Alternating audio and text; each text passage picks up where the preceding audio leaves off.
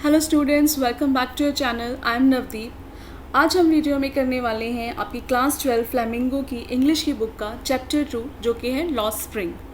तो बच्चे, जो लॉस्ट स्प्रिंग स्टोरी है ये एक स्टोरी है, story of stolen childhood. Stolen childhood means जो बचपन खो चुके हैं, यानी कि स्टोरीज़ में हम कुछ ऐसे बच्चों की कहानी पढ़ने वाले हैं जिनको अपने बचपन में ही एक लेबर वर्क के लिए लगा दिया गया है, जिसकी वजह से जो उनका बचपन है वो अपने बचपन को खुल के जी नहीं पाए हैं। तो चलिए आइए अपनी वीडियो को स्टार्ट करते हैं। तो बच्चे, जो स्टोरी है it is written by Indian writer Anees Jung, यानी कि स्टोरी के राइटर कौन है? एनिस जंग, जो कि एक इंडियन राइटर हैं। तो थोड़ा सा हम स्टोरी स्टार्ट करने से पहले ऑथर के बारे में जान लेते हैं। एनिस जंग जो है वो 1964 में बॉर्न हुई थी रुड़केला में, और उन्होंने अपना सारा चाइल्डहुड और अपना जो एडोलसेंस है वो हैदराबाद में बिताया। एनिस जंग ने अपना जो करियर है वो कैसे शुरुआत किया था इंडिया में as a writer, and she has been editor and columnist for major newspaper. तो उन्होंने बहुत बड़े बड़े न्यूज़पेपर में एज ए एडिटर जो था वहाँ पे काम किया हुआ था इन इंडिया एंड अब्रॉड, और उन्होंने काफ़ी बुक्स भी जो थी लिखी थी। तो जो स्टोरी है लॉस्ट स्प्रिंग की, ये क्या डिस्क्राइब कर रही है हमें? एक pitiable condition of poor children who have been forced to miss the joy of childhood। यानी कि स्टोरी में हमें कुछ गरीब बच्चों की जो दयानक उनकी हालात थे वो डिस्क्राइब करे गए हैं, जिनकी वजह से उन्होंने अपने बचपन को खो दिया है।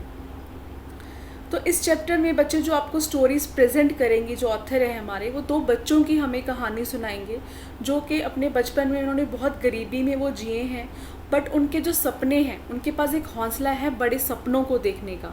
तो जो राइटर है एनिस जंग अपने इन स्टोरीज़ में इन्हीं दोनों बच्चों की जो स्टोरीज़ है उनको नरेट कर रही हैं इस चैप्टर में। तो इसीलिए जो आपका चैप्टर है दो पार्ट्स में डिवाइडेड है। एक पार्ट में वो जो ऑथर हैं एक बच्चे की कहानी सुना रही हैं जो कि एक plight of the poor rag picker, जो एक रैग पिकर है, और सेकेंड पार्ट में वो एक मिजरेबल कंडीशन डिस्क्राइब करेंगी बैंगल मेकर्स की, जो कि फ़िरोज़ाबाद में रहने वाला है। तो चलिए स्टोरी को स्टार्ट करते हैं। तो पहले हम अपने कैरेक्टर्स देख लेते हैं कि कौन कौन से कैरेक्टर्स आपको स्टोरीज़ में मिलेंगे। साहिब, सेकेंड स्टोरी में आपको जो सेकेंड पार्ट है उसमें कैरेक्टर मिलेगा मुकेश, और थर्ड नरेटर खुद जो स्टोरीज़ को नरेट कर रही हैं। तो जो पार्ट 1 है बच्चे स्टोरी का स्टार्ट होता है, जिसका कैप्शन है समटाइम्स आई फाइंड अ रूपी इन द गार्बेज। तो यहाँ से ये स्टोरी जो है नरेटर वो स्टार्ट करती हैं। तो गार्बेज क्या है यहाँ पे? कूड़े का ढेर। तो बच्चे, इस वीडियो में मैं सिर्फ आपको एक ये समरी नहीं है कि आप इसका हिंदी सुन रहे हो, आपने एक एक लाइन को बहुत ध्यान से सुनना है और समझना है, क्योंकि इस समरी में मैंने आपके साथ साथ में एनसीईआरटी के क्वेश्चंस भी इंक्लूड किए हैं, प्लस आपके एग्जामिनेशन पॉइंट ऑफ व्यू से जो भी इम्पॉर्टेंट क्वेश्चंस बन सकते हैं वो भी मैंने सारे इसमें इंक्लूड किए हैं। तो इसीलिए स्टोरीज़ को आप सुनिएगा, अपने माइंड में भी रखिएगा, प्लस इसका जो भी वर्डिंग है उसको भी आपने ध्यान से सुनना है, ताकि उन वर्ड्स को आप अपने क्वेश्चन आंसर में यूज़ कर सकें। तो नरेटर यहाँ से स्टोरी स्टार्ट करती हैं अपनी फर्स्ट की। तो वहाँ पे एक लड़के की स्टोरी है जिसका नाम क्या है? Sahib. He is a rag picker. वो क्या है? Rag picker. रैग पिकर क्या होता है? जो कचरा बीनने वाले होते हैं, जैसे कूड़ा जो चुनते हैं ना, उनको हम क्या बोलते हैं? Rag picker. तो ये जो रैग पिकर्स थे ये कहाँ से आए थे? They migrate from Dhaka and found a settlement in Simapuri, a locality on the periphery of Delhi without any basic amenities। तो बच्चे, जहाँ जहाँ से मैं आपको ये पढ़ाऊँगी आपके साथ साथ क्वेश्चंस भी बनते जाएंगे, और वो क्या क्वेश्चन बनते हैं मैं आपको बताती जाऊँगी। तो इस पार्ट में आप किस बच्चे की स्टोरी पढ़ रहे हो? साहिब की। कौन है वो? एक रैग पिकर है। ये सब रैग पिकर जहाँ पे वो रह रहे हैं वो कहाँ से आए हैं? माइग्रेट होके मीन्स अपनी जगह छोड़ करके दूसरी जगह आए हैं, तो वो ढाका से आए हैं। अभी वो एट प्रेजेंट कहाँ रह रहे हैं? दिल्ली की पेरीफेरी में। पेरीफेरी क्या होती है? जो एक आउटर एरिया होता है ना, जो बाहरी बाहर हम कहते हैं, तो वहाँ पे एक बाहरी एरिया में एक सीमापुरी लोकेलिटी है दिल्ली में, जहाँ पे ये सारे रैग पिकर्स जो हैं वो रह रहे हैं without any basic amenity. Amenity means कोई भी उनके पास बेसिक फैसिलिटीज़ नहीं है, ना अच्छा रहने के लिए घर है, ना पानी है, ना उनके पास कोई वहाँ पे जहाँ पे वो लोकेलिटी रह रहे हैं कोई ड्रेनेज सिस्टम है, मतलब कोई भी उनके पास सहूलत वहाँ पे नहीं है। तो जहाँ से वो आए हैं their fields and homes had been swept away by the storm. तो वहाँ ढाका से वो यहाँ क्यों आए हैं? क्योंकि वहाँ पे जो उनके खेत थे, घर थे, वो सारे क्या हो गए? तूफान की वजह से वो ख़त्म हो गए। And they had come come to the big city to find a living. और वो वहाँ से इस बड़े शहर में क्या एक अपनी जिंदा मतलब उसकी तलाश में आए हैं जहाँ पे वो अपनी जीविका को कमा सकें। They are poor, these peoples have desires and ambitions but they do not know the way to achieve them. तो ये लोग गरीब ज़रूर हैं पर इनकी इच्छाएं भी बहुत है, एम्बिशंस हैं, पर उनको ये नहीं पता कि वो अपनी इच्छाएं जो हैं वो पूरी कैसे करें। तो there are quite a few things. तो यहाँ पे नरेटर हमें कुछ चीज़ें बताती हैं जो उनकी बिल्कुल अनरीचेबल मीन्स उनकी पहुँच से बाहर हैं, जैसे शूज़ हैं, टेनिस है, या ऐसी कुछ बहुत बेसिक सी चीज़ें हैं जो उनकी पहुँच से बाहर हैं। तो एक दिन राइटर क्या करती है, वो वॉच करती है साहिब को every morning scrounging for a gold in her neighbourhood. तो अपने पड़ोस में वो क्या देखती है कि एक बच्चा आता है जिसका नाम क्या है, साहिब, कि वो हर सुबह आके वहाँ पे स्क्राउनिंग क्या होता है, कुछ छानबीन करना, जैसे कूड़े में वो कुछ ढूंढ रहे हैं, कुछ तलाश रहे हैं, तो वहाँ पे आके वो कुछ ना कुछ छानबीन करता रहता है। तो वो जहाँ पे वो कूड़े में छानबीन करते हैं, अब यहाँ पे इन्होंने ये वर्ड क्यों यूज़ करा है क्वेश्चन में कि they are scrounging for a gold, वहाँ पे सोना नहीं पड़ा है, वो सोना उनके लिए क्या है, वही गार्बेज, वो जो कूड़े का ढेर है वही उनके लिए एक सोना है जिसमें वो आके वहाँ से कुछ ना कुछ ढूंढते हैं। It is their daily bread and a roof over their heads. तो यहाँ से वो जो कूड़े से चीज़ें बिनते हैं वहीं से वो अपना डेली का ब्रेड मीन्स जो रोज़मर्रा का उनका खाना है या उनके सर पे जैसी भी वो टूटी फूटी छत है, वो सारा गुजारा वो उसी कूड़े से करते हैं। साहिब फाइंड अ रुपी और even a 10 rupee note in the garbage heap. Heap क्या होता है, कूड़े का ढेर। तो कभी कभी उस कूड़े के ढेर से जो साहिब है उसको कभी 1 रुपया मिल जाता है, कभी 10 रुपये मिल जाते हैं, और यही जो होप है उनके अंदर एक आशा जागती रहती है कि उसमें से और ढूंढे कि क्या पता उनको कूड़े के ढेर में से कुछ और भी मिल जाए। तो इन सब चीज़ों को देख के जो हमारी ऑथर है वो क्या रियलाइज़ करती है कि जो गार्बेज है, जो कूड़ा है, hold a different meaning to both parents and children, कि वो दोनों पेरेंट्स और चिल्ड्रन के लिए एक डिफरेंट मीनिंग रखता है कूड़े का ढेर। तो यहाँ पे बच्चे आपका एक क्वेश्चन बन जाएगा कि जो गार्बेज है वो उसके लिए क्या सोचती है, कि दो अलग अलग मीनिंग जो है वो जो ऑथर निकालती है वो क्या समझती हैं। तो बच्चों के लिए क्या है वो, it is a wrapped in a wonder. रैप होते हैं जैसे हम कोई टॉफ़ी किसी चीज़ में रैप करते हैं ना, लपेटते हैं, तो वैसे उनको क्या लगता है कि उस कूड़े के ढेर में जब वो छानबीन कर रहे होते हैं तो कुछ वंडर, कुछ चमत्कार उनको उसमें से रैप करा हुआ जो है, मतलब उसमें से कुछ मिल जाएगा उनको। और एल्डर्स के लिए क्या है वो, as a is a means of survival, उनका ज़िंदा रहने का, एक सर्वाइवल रहने का, जीविका रहने का एक ज़रिया है। तो वहीं पे जो नरेटर है वो साहिब से पूछती है कि ask him to join a school. जब वो कूड़े के ढेर में वो छानबीन कर रहा होता है तो वो उससे पूछती है कि तुम किसी स्कूल को क्यों नहीं ज्वाइन कर लेते। पर साहिब उसको क्या रिप्लाई करता है, there is no school in his neighbourhood, कि उसके आस पड़ोस में कोई भी स्कूल नहीं है। तो नरेटर उसको क्या प्रॉमिस करती है कि क्या she will start a school and he is welcome there, कि जब कभी वो स्कूल स्टार्ट करेगी तो तुम वहाँ पे वेलकम होगे, तो क्या तुम आओगे।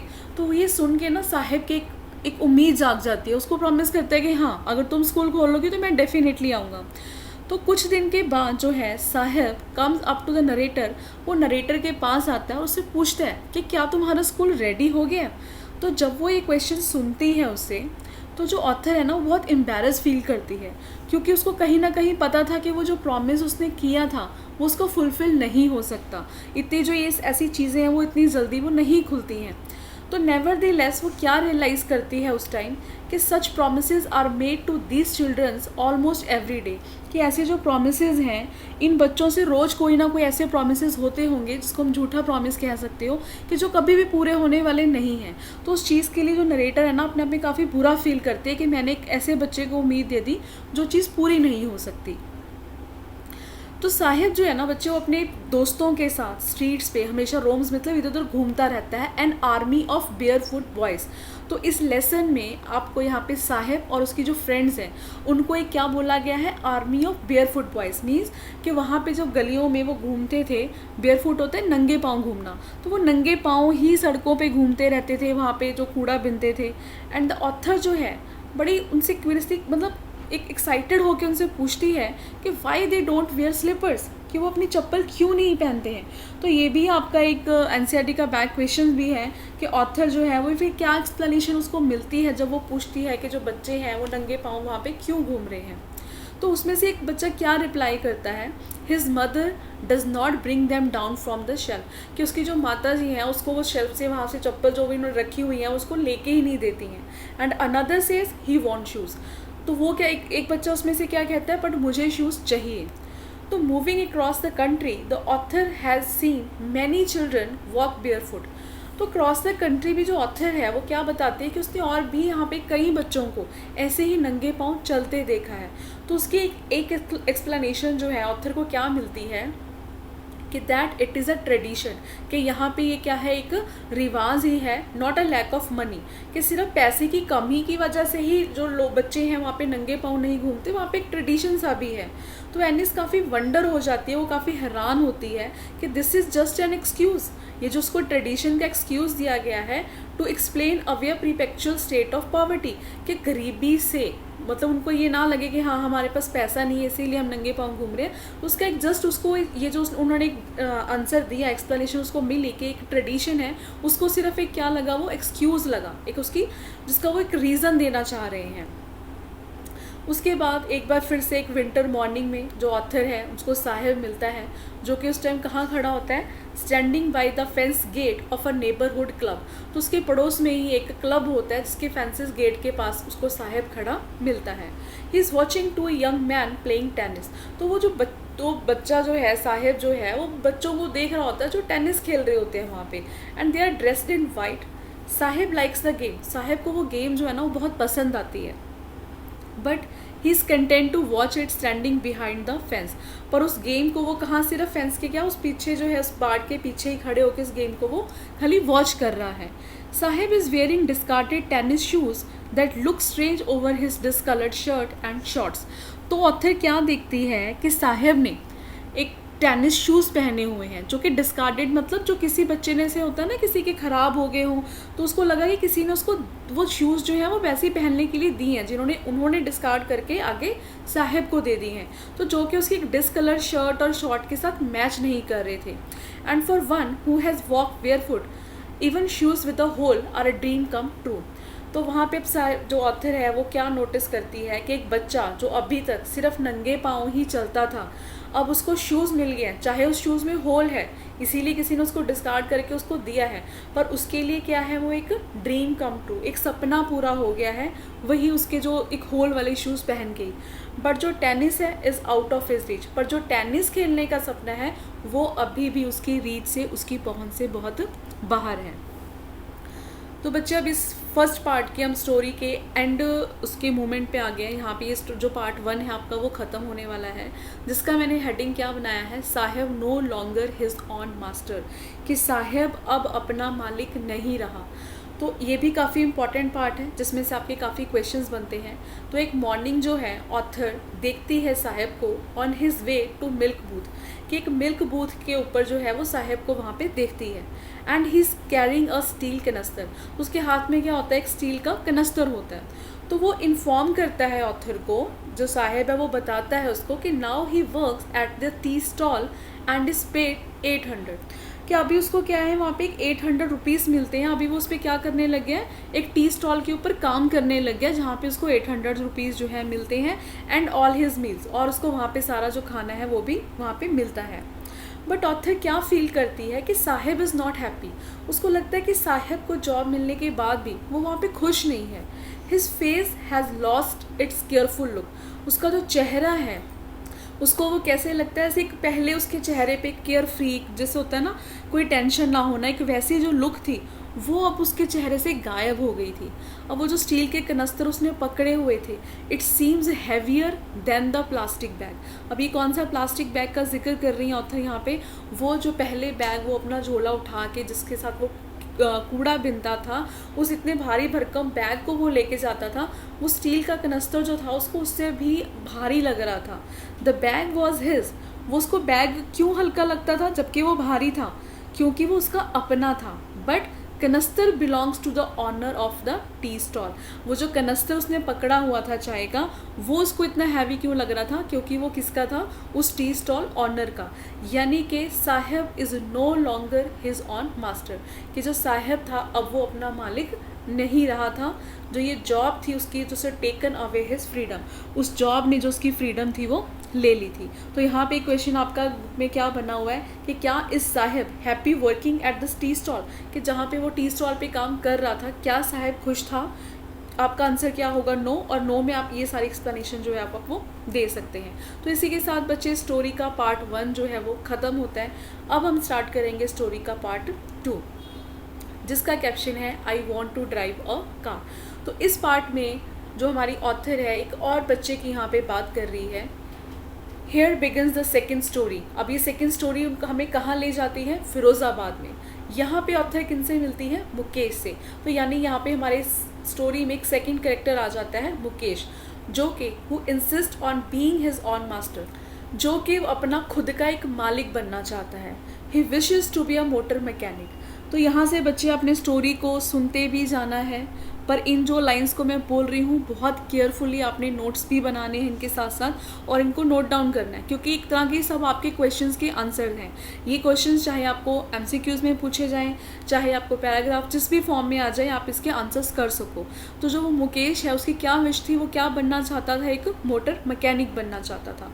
तो जो ऑथर है वो इससे भी पूछती है मुकेश से, if he knows anything about car, कि क्या तुम कुछ कार के बारे में जानते हो? तो मुकेश उसमें क्या रिप्लाई करता है कि he would learn to drive a car. वो जानता तो नहीं है पर वो कार चलाना सीख लेगा। यानी कि वो अपनी एक इच्छा रखता है, डिज़ायर रखता है कि हाँ ये काम मुझे आता नहीं है पर मैं कर लूँगा। तो उस टाइम ऑथर को क्या फील होता है कि जो उसका ड्रीम है is like a mirage. Mirage क्या होता है बच्चे? एक ऐसी आशा, एक ऐसी इच्छा करना जो कभी हासिल नहीं हो सकती। जैसे हम कहते हैं ना एक मृग इच्छा, जो एक मरी हुई इच्छा जो कभी पूरी नहीं हो सकती। amidst the dusty streets of Firozabad, कि फ़िरोज़ाबाद की उस धूड़ भरी सड़कों के बीच में ये जो ऑथर को, जो उसका ड्रीम था मुकेश का, वो क्या लगा? एक ऐसी आशा लगी जो पूरी नहीं हो सकती थी। तो जो फ़िरोज़ाबाद है बच्चे, वो यहाँ से भी आपके काफ़ी क्वेश्चंस आपकी बुक में बनने वाले हैं। फ़िरोज़ाबाद जो था ना वो बहुत पॉपुलर है किस चीज़ के लिए? एक बैंगल मेकिंग कंट्रीज़ के लिए, बैंगिंग मेकर बिजनेस के लिए। तो वहाँ पे जो हर सेकंड फैमिली है फ़िरोज़ाबाद में is engaged in the business of bangle making. चूड़ियाँ बनाने के बिज़नेस में वहाँ पे एक हर सेकंड फैमिली जो थी वो इस बिज़नेस में इन्वॉल्व थी। जो फ़िरोज़ाबाद है वो सेंटर है इंडिया का ग्लास ब्लोइंग इंडस्ट्रीज़ में, where generations after generation have been involve in this business. यानी एक के बाद एक जो जनरेशन है उनके परिवार की, फैमिली की, वो इस बिज़नेस में इन्वॉल्व हैं। तो जो फ़िरोज़ाबाद है, आपको यहाँ से क्वेश्चन आ सकता है कि वो बेस्ट नोन यानी कि किस चीज़ के लिए जाना जाता है? एक ग्लास ब्लोइंग इंडस्ट्रीज़ के लिए, जहाँ पे उनके जो बच्चे हैं, लोग हैं, वो बैंगल मेकिंग इंडस्ट्रीज़ में इन्वॉल्व हैं। Without knowing that it is a illegal for children to work in the glass furnace. वहाँ के जो लोग हैं उनके, वो लोग तो खुद इन्वॉल्व हैं ही हैं, बल्कि साथ में उनके जो बच्चे हैं वो भी इस इंडस्ट्रीज़ में इन्वॉल्व हैं। तो वहाँ पे उनको ये नहीं पता कि जो बच्चों से काम करवाना, चाइल्ड लेबर करवाना, ये क्या है? इलीगल है। तो नियरली वहाँ के 20,000 चिल्ड्रन जो हैं वो इंगेज हैं बच्चे इस बिज़नेस में। And the law that forbid child labour is not knowing here. तो वहाँ पे किसी को पता ही नहीं है कि जो चाइल्ड लेबर करवाना है वो क्या है? एक लॉ के अगेंस्ट है। अब यहाँ पे ऑथर हमें थोड़ा सा वहाँ की कंडीशंस बता रही है कि जहाँ पे ये लोग रह रहे थे और जहाँ पे वो काम कर रहे थे वहाँ पे कंडीशंस कैसी थी। तो जो लिविंग कंडीशन थी और वर्किंग इन्वायरमेंट था इज़ अ वोफल टेल। वोफल मीन्स एक बहुत, जिसको कहते हैं ना, बहुत बुरी हालत में वहाँ की जो स्टोरी जो वहाँ पे वो बयान करती है, जहाँ पे वो लोग रह रहे थे। Life in dingy cells. Dingy cells वहाँ पे स्टोरीज़ में किसको बोला गया है? एक डार्क क्लोज रूम, यानी कि एक ऐसे कमरे जो पूरे अंधेरे से हैं, पूरे बंद हैं, कोई रोशनदान नहीं है, कोई वहाँ पे हवा नहीं आती है। तो ऐसे कमरों के अंदर working close to hot furnace. Hot furnace क्या है? भट्टी, जिसके ऊपर वो कांच को पिघला के वहाँ पे वो बैंगल्स बनाते थे। तो उस बहुत भट्टी के पास बड़ी क्लोजली वहाँ पे जो लोग थे वहाँ पे वो काम करते थे। And make these children blind when they step into the adulthood. तो यहाँ पे बच्चे आपके क्वेश्चंस हैं, आपसे कंडीशन पूछी जाएंगी कि जहाँ पे वो जिस जगह पे काम करते थे उस कंडीशन को डिस्क्राइब किए। और वहाँ पे जो बच्चे हैं वो जब अपने अडल्टहुड में, मीन्स जो बड़े होते थे, वो अपनी आई साइट, अपनी आंखों की रोशनी क्यों खो देते थे? क्योंकि जिन कमरों में वो काम कर रहे थे वो क्या थे? उन कमरों में बिल्कुल भी प्रॉपर रोशनी नहीं थी, पूरे अंधेरे वाले कमरे थे जहाँ पे वो बच्चे काम करते थे। Weighed down by the debt, debt क्या होता है, उधार। अब उनके ऊपर इतनी पैसे की तंगी थी, इतना ज़्यादा उधार था कि they can neither think nor find a way to come out of this trap. तो वहाँ पे जो लोग रह रहे थे वो इतनी ज़्यादा गरीबी में थे, तो कभी उन्होंने इस ट्रैप, इस जाल से बाहर आने का कुछ सोचा ही नहीं कि हम यहाँ से बाहर भी निकल सकते हैं। तो ऑथर जो है वहाँ पे एक जो ग्रुप ऑफ यंग मैन काम कर रहे होते हैं वो उनसे पूछती है कि तुम लोग अपने एक ऑर्गेनाइज होके कोऑपरेटिव एक संस्था क्यों नहीं बना लेते ताकि तुम इन चीज़ों से बाहर आ सको।